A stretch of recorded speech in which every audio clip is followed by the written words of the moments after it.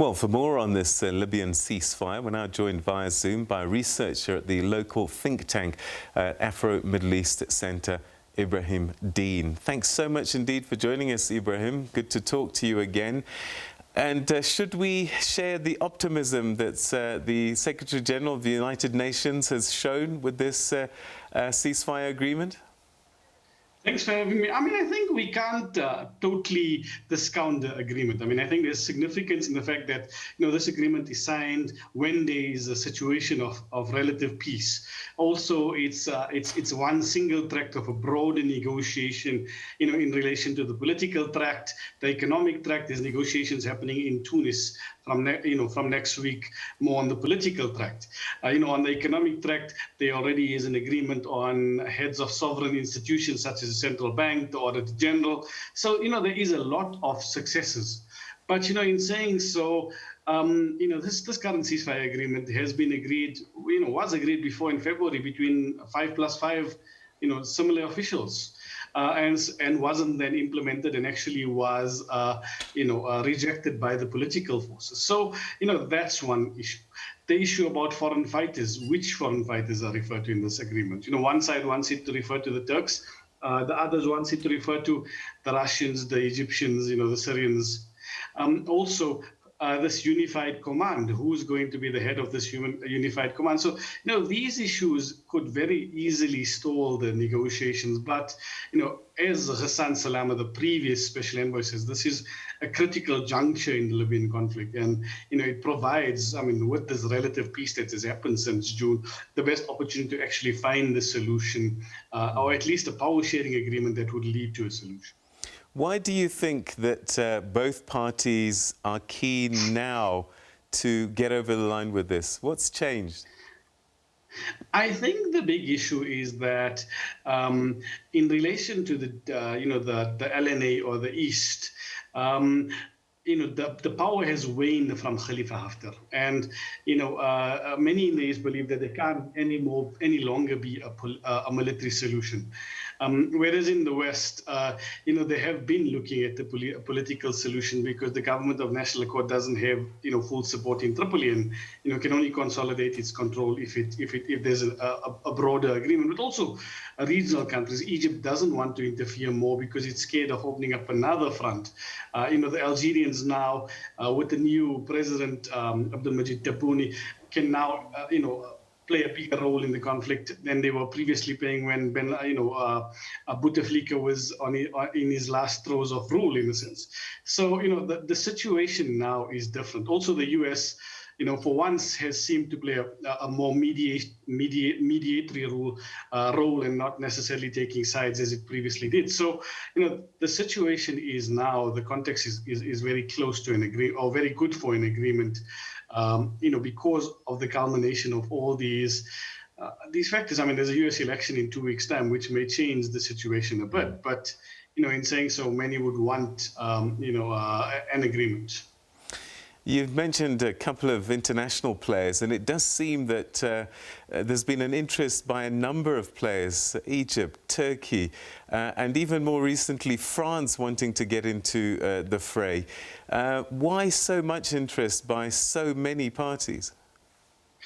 I think Egypt, there's a few things. One is it shares a border with Libya. Also, it doesn't want the political participatory Islamist component to be ruling Tripoli, because Abdel Fattah al-Sisi has already jailed between 10 and 60,000 opposition figures in Egypt. But in relation to Turkey and France, this is more around the Eastern Mediterranean, specifically Turkey is the Eastern Mediterranean. Turkey believing that if it signs this agreement with the Libyans over this territorial demarcations in the Southern Mediterranean, it would actually enhance its gas exploration rights in the Eastern Mediterranean. So, that is a complicating factor. Turkey, for example, Recep Tayyip Erdogan, for example, said that, these negotiations were carried out by smaller members, and it's, he doesn't trust the implementation or whether it will be implemented because, the political authorities in the various in the various governments or in the two sides may not necessarily implement this deal. So, in that say, you can see how these international and regional powers, may actually scupper the agreement, if they deem it to be against their interests. All right. So certain parties have signed this agreement, and I think you sort of alluded to my next question a little bit earlier, but was everybody who was supposed to be at the table to make sure that peace is the outcome? I think everybody who may be important going forward was at the table. So there was people from within the GNA, people from the LNA, which is the Libyan National Army, more the east. But the big free riding factor is Khalifa Haftar. And Khalifa Haftar still sees a military solution as a means of ending the conflict. But also, his star has waned in favor of Aguila Saleh, the House of Representatives Speaker, who is now like a de facto ruler of the East.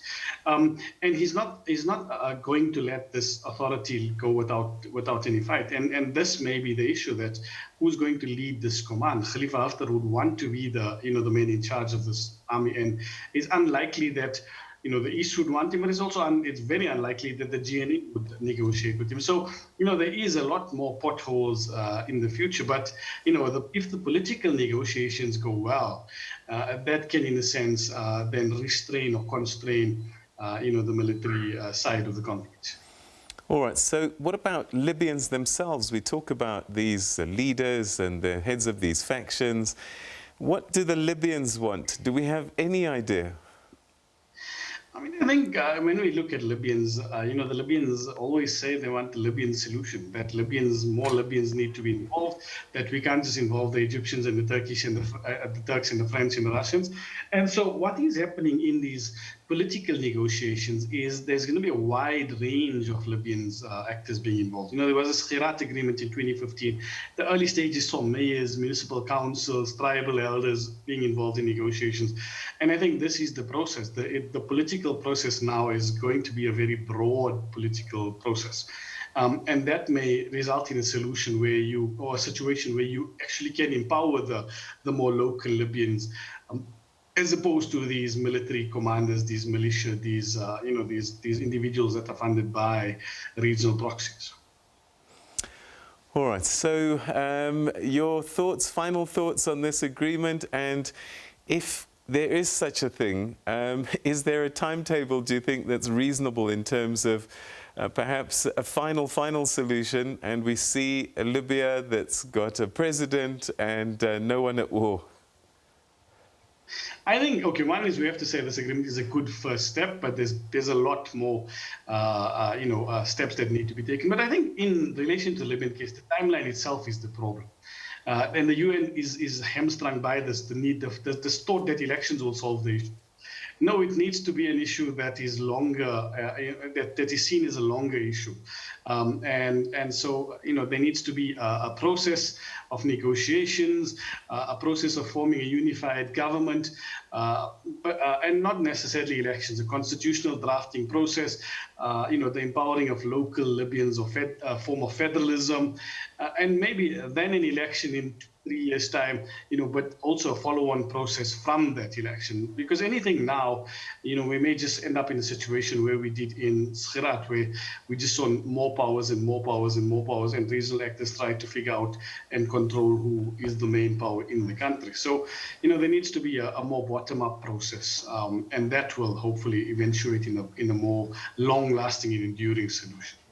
Ebrahim Deen, always a pleasure talking to you. Thanks so much indeed for giving us some insight on what has happened in terms of this ceasefire agreement today. Thanks for your time. Thanks for having me.